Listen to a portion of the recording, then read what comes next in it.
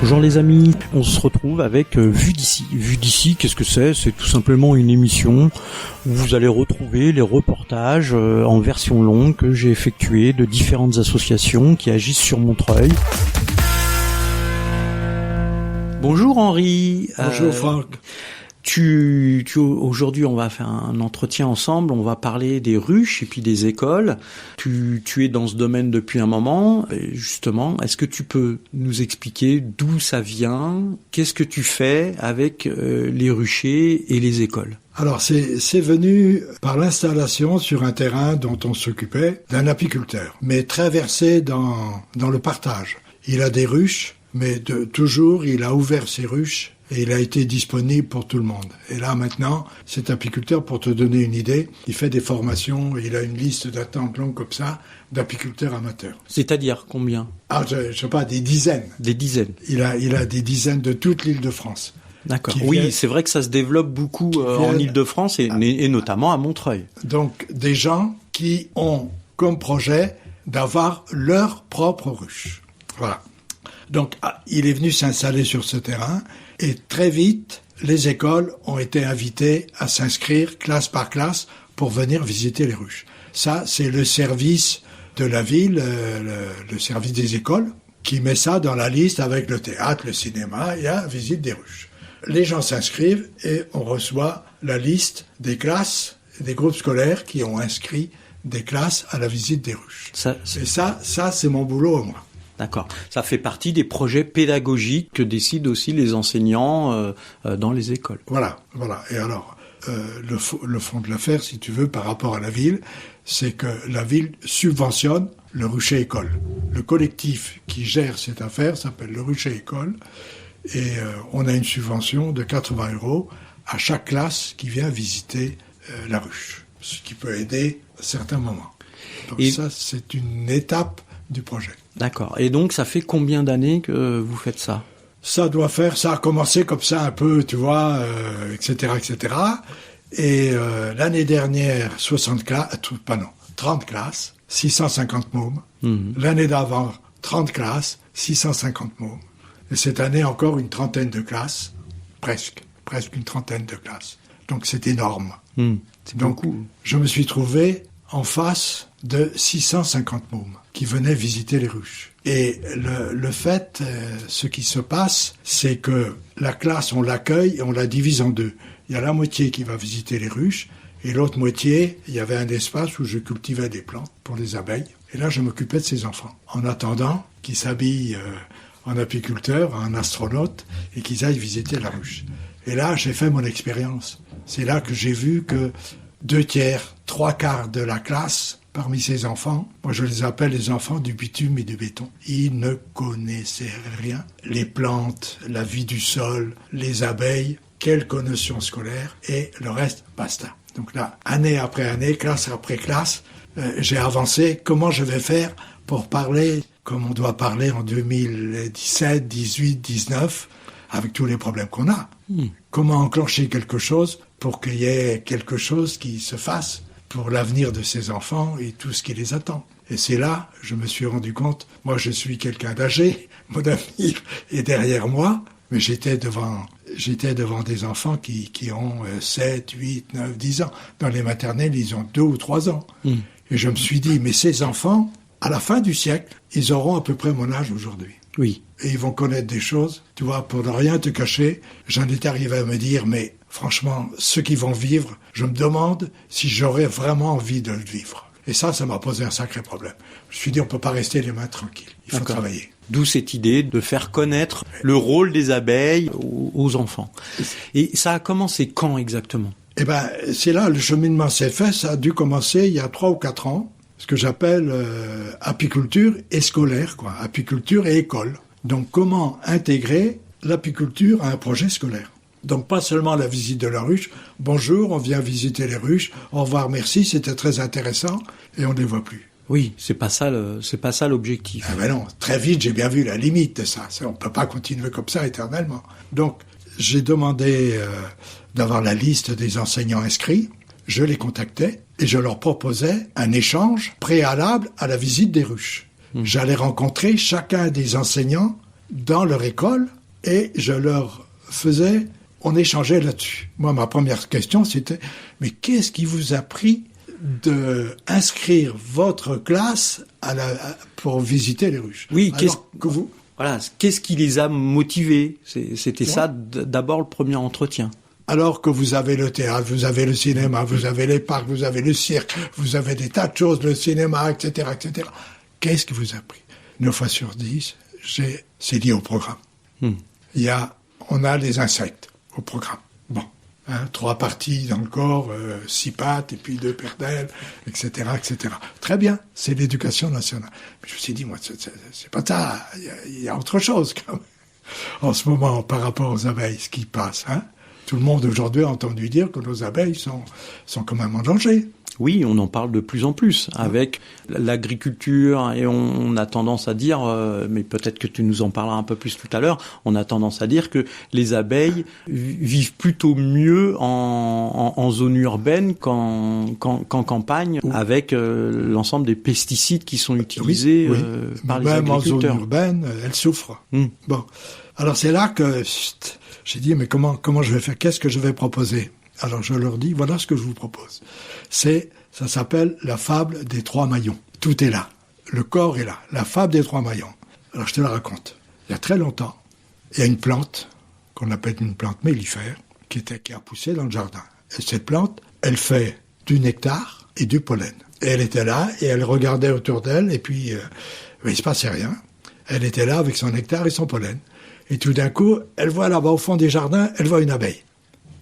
L'abeille, viens voir, regarde ce que j'ai. J'ai du nectar et du pollen. Ça t'intéresse? L'abeille, elle arrive, elle se pose sur la fleur, avec sa grande langue, elle va chercher le nectar, elle se met du pollen partout sur ses poils, là, partout, et elle s'en va. Et la plante mellifère lui dit, non mais dis donc l'abeille, qu'est-ce qui se passe là? Qu'est-ce que je t'ai donné? Je t'ai donné du nectar et du pollen.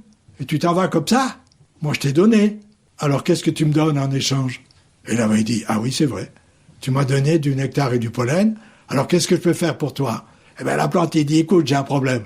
Moi, tu vois bien, j'ai pas de bras, j'ai pas de jambes. Alors, mon pollen, pour que tout aille bien, il faudrait que mon pollen, il aille sur la plante à côté. Et puis le pollen de la deuxième sur la troisième plante, et le pollen de la troisième plante sur la quatrième. Alors, toi, tu as des ailes, tu prends mon pollen et tu vas sur la voisine. Et tu vas lui porter mon pollen. D'accord, dit l'abeille. Et voilà comment l'histoire a commencé il y a 70 millions d'années. Et ça continue. Et avant le truc des dinosaures là, qui ont disparu. Et cette fable, tu la racontes aux enfants? Non, je la raconte d'abord aux enseignants. Aux enseignants. La première, ça, c'est avec les enseignants. Oui. Je dis, voilà ce que je vous propose. Et alors après, je leur dis, bon, vous allez venir avec votre classe, mais vos enfants, ils vont venir déranger mes abeilles, comme ça, parce que vous avez inscrit à la mairie, et parce qu'on va recevoir 80 €. Ah non, ça marche pas, Vous allez venir déranger mes abeilles, et vous allez me demander du miel, pour déguster. Ah, bien sûr. Et alors, mes abeilles, qu'est-ce qu'elles vous disent? Oh, les enfants de CE2, de Diderot, ou de Paul Bert, ou de Jean Jaurès, ou de Henri Vallon, parce que je suis passé partout, tu vois. Oh, les enfants, mes abeilles, elles vont vous dire, mais qu'est-ce que vous nous donnez à nous, les abeilles, en échange? On vous donne du miel, vous venez nous déranger, on a accepté, vous nous avez embêtés, et qu'est-ce que vous nous donnez en échange? Alors voilà, c'est là le travail, c'est là que ça commence. C'est la fable des 3 maillons. Et le drame de notre époque, c'est le premier maillon et le deuxième maillon, il tient depuis 70 millions d'années. Et nous, on est arrivés il n'y a pas si longtemps. On est arrivés longtemps après. Oui. Et qu'est-ce qu'on est en train de faire? On est en train de casser ces 2 maillons. Alors, il faut vraiment qu'on prenne ce problème à bras-le-corps. Et qu'on sensibilise du coup les générations futures à cette problématique. Je propose ça aux enseignants.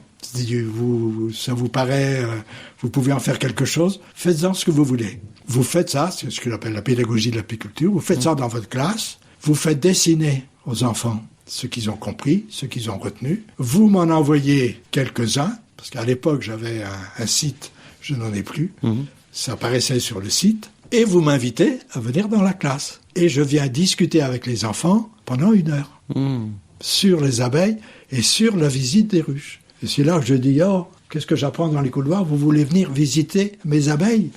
Et vous croyez que ça va se passer comme ça? Que vous allez venir les embêter et après vous allez me demander du miel? Mes abeilles, elles vous disent, et qu'est-ce que vous me donnez en échange? Je vous écoute. Et alors là, qu'est-ce qu'ils répondent les enfants? Alors, qu'est-ce qu'ils te disent les enfants quand tu leur poses cette question? Ils ont préparé ça déjà avec l'enseignant. Hein. Oui, bien sûr. Il y a eu, heureusement. Bien hein. sûr. Mais les enfants, de toute façon, à cet âge-là, depuis la maternelle, enfin surtout le primaire, ils sont intérissables sur les abeilles. Moi, je passe 1 heure avec eux, ça n'arrête pas. Il y a des questions sans arrêt. Et je peux te donner des témoignages. Une enseignante, après coup, moi je m'en rends pas compte, mais une enseignante qui m'a dit, il y a un élève qui est toujours en difficulté, il s'intéresse à rien, eh bien il a posé sa question comme tout le monde. Toi qui est un peu, tu vois, hein, oui. tu mesures. Parce que c'est un sujet porteur dont on a besoin aujourd'hui. Donc vraiment, moi je peux en parler. Et j'en parle volontiers parce que c'est vraiment... alors, il y a 2 choses, il y a deux grands thèmes. Il y a ce qu'on fait et qu'il faudrait pas faire parce que ça nuit aux abeilles. Et puis il y a ce qu'il faudrait faire et que nous ne faisons pas encore, mais qu'il faut apprendre à faire. Une belle histoire, hein, très belle histoire. Et donc, comme ça, 1 ou 2 questions que les élèves te posent. Ah mais c'est sur la vie, sur la vie des abeilles. Attends, les questions, mais vraiment, tu sais, tu restes scotché des fois, hein, oui. Les gamins. Une gamine de CE1, il lève toujours la main, hein, tu sais, tu connais les disciplines. Est-ce que les abeilles sont libres? J'ai passé le bébé à l'enseignante qui était là. Je savais pas trop comment répondre, tu vois. C'est étonnant, les enfants, les questions. Ouais. C'est beaucoup sur la question de la liberté. Et là, j'ai eu la question de l'œuf et de la poule. Ah. Par rapport aux abeilles, comment ça commence? C'est incroyable, les questions. Alors après, des réflexions étonnantes. À la fin de l'heure, une petite fille de Diderot, je me souviendrai tout le temps. CE1, CE2, je me souviens plus.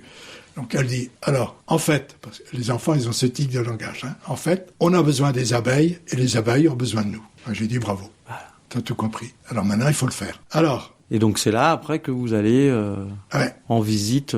Alors, à ce moment-là, je leur dis, vous avez bien travaillé, donc maintenant, vous êtes inscrits pour la visite des ruches. Très bien. C'est là que ça se fait. D'accord. Donc là, et donc ça se fait dans un temps après, ça se fait pas tout de suite après ton intervention à l'école. Et donc quand les élèves arrivent avec leurs enseignants, comment ça se passe? La moitié de la classe prend sa combinaison d'apiculteurs et ils ressemblent à des astronautes. Ça, c'est, ça doit être rigolo à ce moment-là. C'est un moment très important pour les enfants. Mais il faudrait pas qu'il y ait que ça. Bien sûr. Parce que le problème, c'était il y avait que ça au départ. Presque. Et ils vont visiter la ruche. Donc on est 2. Il y a quelqu'un qui ouvre la ruche, qui sort les cadres, où il y a tout. Alors, ceux qui ont de la chance, ils voient la reine, mais pas toujours. Et pendant ce temps-là, moi, j'ai les autres. Ça dure une petite demi-heure, la visite de la ruche. 20 minutes, 25 minutes. Et moi, je discute avec l'autre moitié. D'accord. Donc là, c'est pour les faire, justement, reprendre tout ça. Et l'importance, donc il y a des plantes mellifères, il y en a plus, il y avait des plantes mellifères, donc je leur montrais, là, ils voyaient les abeilles qui venaient sur les plantes mellifères, le nectar, le pollen, et je fais reprendre tout. Alors, le vocabulaire, c'est les plantes mellifères. Les plantes mellifères sont les plantes qui portent le nectar, toutes les plantes n'en portent pas. Il y a la pollinisation. Pollinisation, on apprend ça, tu vois, c'est ce que font les abeilles. Hein. Donc, la plante donne et reçoit, l'abeille donne et reçoit, et l'être humain, il voudrait recevoir sans donner. Non. C'est fini. On s'y met. Alors voilà ce qui se passe. Et maintenant, l'idée, très vite, ça a été dans certains groupes scolaires où vraiment, tu avais des groupes scolaires où tu avais 10 classes sur 13 qui s'inscrivaient pour la visite des ruches. Ah oui. 2 années de suite. Ah oui, c'est... Tu vois? Donc, là, l'idée... Un engouement assez important. Quand même, 10 enseignants sur 13, ça commence à compter. Ah oui. Tu vois? Et ça, c'était Diderot et Romain Rolland. Tu vois? C'était comme ça. Pourquoi? Je sais pas. C'est comme ça, hein? Bon. Alors, je me suis dit, mais... si ça continue comme ça, 30 classes, nous, on est au maximum. Tu vois, on va plus pouvoir répondre à la demande. Oui, ça fait beaucoup. Donc, tu vois, je me suis dit, il faut que je pousse ces groupes scolaires où le sujet est vraiment porteur. Il faut que ces groupes scolaires acquièrent leur ruche et qu'ils aient une ruche sur place. Et c'est en route. Le nom m'échappe, à Estiendorf. D'accord. Donc, ils ont leurs 2 ruches et un projet, mais qui qui est en route avec la maternelle Casanova, ici dans Alors, le quartier. du coup, prenons l'exemple des Siendorf. Ils ont leurs 2 ruches. Et comment ça se passe? Donc, qui s'occupe des ruches? Alors, ils ont acheté la ruche sur le budget de l'école et ils ont acheté 12 combis d'apiculteurs pour les élèves. Oui. Parce que s'ils veulent être autonomes, il faut qu'ils le soient, y compris par rapport au matériel. Et c'est ça qui coûte cher. C'est ça qui est le plus lourd. Alors, très bonne question. C'est s'il y a des ruches, qui va s'en occuper? Donc là, moi, j'ai tapé dans le groupe des apiculteurs amateurs qui sont formés par l'apiculteur Guy-Noël Javaudin, qui nous a amené les ruches ici, et je suis allé faire mon topo, en disant, si ça vous intéresse, il y a peut-être parmi vous des gens qui voudraient avoir une ruche et qui n'ont pas un emplacement. Et là, il y a les écoles qui proposent et qui ont des un emplacement, mais qui n'ont pas l'apiculteur. Et il y en a eu un qui a dit, moi, ça m'intéresse. Donc, il est en place à fonctionner depuis, ça y est. L'année dernière, ils ont eu leur ruche, et maintenant, ce groupe scolaire, Siendorf, est autonome par rapport à la visite des ruches et à la pédagogie, la fable des 3 maillons. D'accord. Donc ça, depuis 1 an? Oui, ça va faire la 2e année. D'accord. Ça va faire la 2e année scolaire. Et donc ça commence à se développer sur d'autres écoles. Alors, Casanova a fait une demande et maintenant, on s'en bat parce que là, moi, cette année, je suis moins disponible, mais j'ai quelqu'un qui va prendre la relève. Donc, ça me permet de rebondir sur la question suivante, donc vous êtes un collectif. Oui. Vous êtes combien dans ce collectif? Alors, il y a la personne qui fait visiter les ruches, il y a la pédagogie, il y a la 3e personne qui s'y met, il y a l'apiculteur qui est à Siendorf, et tout doucement, ça va croître. Et puis, il y a Guy-Noël qui est là, il a 2 ou 3 personnes qui marchent avec lui. Donc, vous êtes près d'une dizaine? Oui. Près d'une dizaine. Oui. Et puis, il y aurait tout doucement des enseignants qui voudraient, parce que l'idée, c'est intégrer l'apiculture à la pédagogie. Moi, j'y crois beaucoup. Et c'est renouer avec ce que faisaient les pédagogues, tu sais, au début du XXe siècle. Freinet et compagnie, là, tu sais. Il y avait tout, il y avait un rapport à la nature très fort. Ramener un rapport à la nature. À l'époque, c'était facile, puisque 70% ou 80% de la population était rurale. Et pas que sur la question des plantes. Voilà, parce que beaucoup, le rapport à la nature, c'est sur la question des plantes. Et là, on parle des insectes, et d'un insecte, celui-là qui... Oui, mais qui a besoin des plantes. Voilà, qui a besoin des plantes, comme tu nous l'as expliqué tout à l'heure. Donc vous êtes une dizaine dans le collectif. Est-ce que aujourd'hui, comment là les auditrices et les auditeurs qui vont nous écouter, comment ils peuvent contribuer à vous aider dans ce collectif, dans cette démarche que tu nous expliques? Alors, j'ai pas réponse à tout, mais ce vers quoi j'aimerais poser des jalons, tout doucement, sans savoir quels sont ces jalons, ce serait que dans ces groupes scolaires, tout doucement, se crée, tu vois, que ce soit pas la visite d'une ruche une année, puis après c'est fini. Il faut vraiment que ce soit durable. Et mon rêve, ce serait, depuis la maternelle, au moins jusqu'au collège, chaque année, il se passe quelque chose entre les plantes mellifères, les abeilles et les enfants. Donc qu'on retrouve Oui, qu'on renoue avec cette vieille intuition des 3 maillons. Et les 3 maillons. Ouais. Donc ça supposerait, alors bon, déjà vraiment c'est pour émettre des idées. Donc il faudrait une espèce de label, tu vois, que les enseignants travaillent depuis la première année de la maternelle. Qu'est-ce qu'un enfant est censé savoir à 2 ans, 3 ans, savoir-faire, savoir-être par rapport aux abeilles, jusqu'à la fin du primaire. Chaque année, au moins par groupe scolaire, là, par étape, je sais plus comment ils appellent ça, à l'éducation nationale. D'accord. Donc il y aurait un label pour chaque enfant, chaque année, qui serait reconnu. Tu vois, t'as ton diplôme de je sais pas, faudrait lui donner un nom. Tu vois, un logo avec la casquette, avec je sais pas quoi, faudrait inventer. Et ça, le jour de la fête des écoles, il y aurait vraiment, tu vois, il faudrait que ça vienne. Et il y aurait un label par groupe scolaire. Il y aurait les groupes scolaires où ça fonctionne, qui aurait un label. Alors créer l'instance qui va reconnaître. Et l'idée derrière, ce serait de faire au XXIe siècle, dans 10 ans, dans 15 ans, de Montreuil une ville apicole. Ah, c'est une belle... Tu vois, le 18e et le 19e, ça a été les murs à pêche. Mais les besoins sont tels aujourd'hui que tout le monde doit s'y mettre. Tu vois, tout le monde doit s'y mettre. Donc, une belle vision d'avenir. Tu vois, ah ben oui. Montreuil, Villa-Picole, donc repenser, comme ils ont fait quand il y avait les murs à pêche, ils ont repensé l'architecture, ils ont repensé l'urbanisme, ils ont toutes ces parcelles en lanière dont on a hérité, ça vient de là. Ouais. Donc, alors, qu'est-ce qu'il faut inventer pour que les abeilles soient à l'aise parmi nous? Ouais. C'est loin d'être le cas.